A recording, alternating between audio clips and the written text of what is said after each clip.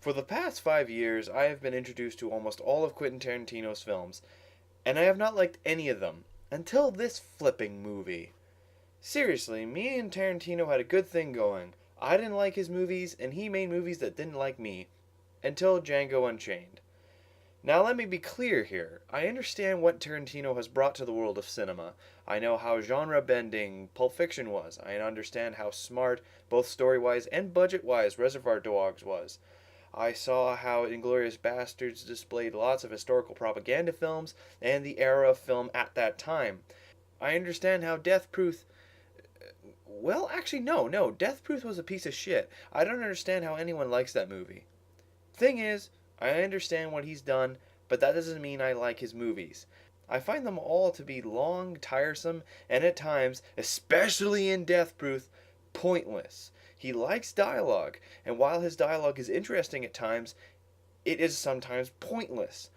Like when Travolta and Thurman are in the restaurant club in Pulp Fiction, they're talking about cheeseburgers for Christ's sakes! And don't get me started on Death Proof. Don't even go there with that film. Point being, I found that his films don't go anywhere nowhere near as fast as they should. Until this flipping movie. The reason I keep referring to it as this flipping movie is because I liked it.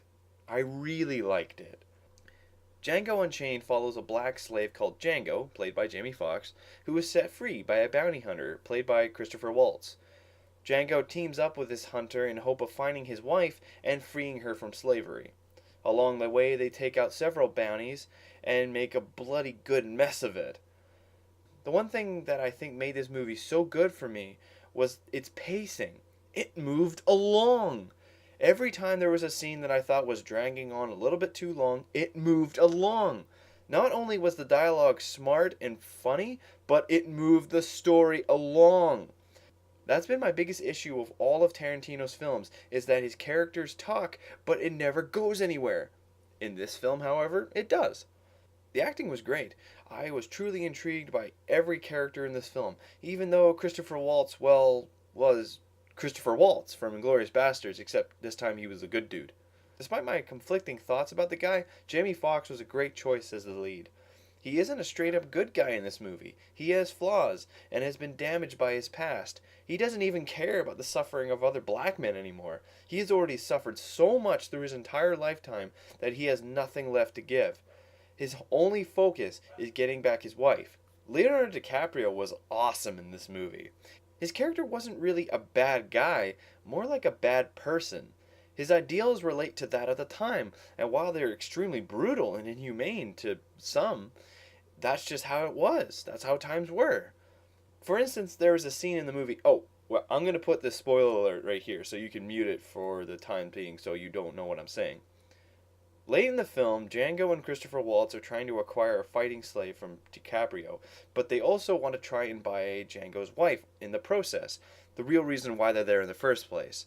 Except Samuel L. Jackson notices the gazes between Django and his wife and tells DiCaprio what he thinks is really going on. DiCaprio reappears in the room and he's pissed and he gets really angry with him. But after they have admitted what they were originally planning, DiCaprio returns to business and lets the transaction continue despite knowing what he is doing. The scene proved that he is still a man of his word, his honor, and business. It's really his ideals that make him a bad person. The level of depth these characters have is great to watch unfold, and I can say I liked every single one of them in this film. Especially Samuel L. Jackson. He plays a colored stereotype perfectly, and he is one of the most entertaining characters in the film. Also, his joke about Black Hercules was great. One of the other things that made me love this movie was all the homages to old spaghetti western films. The soundtracks, the random zoom-ins, the style of characters, the slow-mo in certain parts of the film, and even the reuse of characters. Yeah, I noticed you there, Harry Morgan. You got two lives in this film, don't you, you weird sucker? The soundtrack in this film was awesome. The old classic songs played alongside the modern day hip hop songs was a great mix. There's an extremely bloody battle near the end of the film where a hip hop song starts playing over the gunfire and it just makes the scene so awesome. I was laughing and screaming in my chair. I was tired, okay? Like really, really tired. Now that's the other thing I thought was cool was the end wasn't really the end. The film kept going.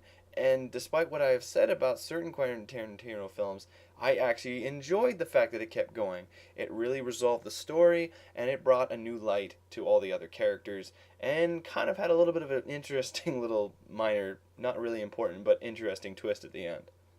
In the end, Django Unchained is a great Western film, not only as a new age one, but also as an homage to the old films, like Once Upon a Time in the West, as well as the old Mexican Western films. So, despite my personal feelings about Tarantino, I say that Django Unchained is a damn good picture.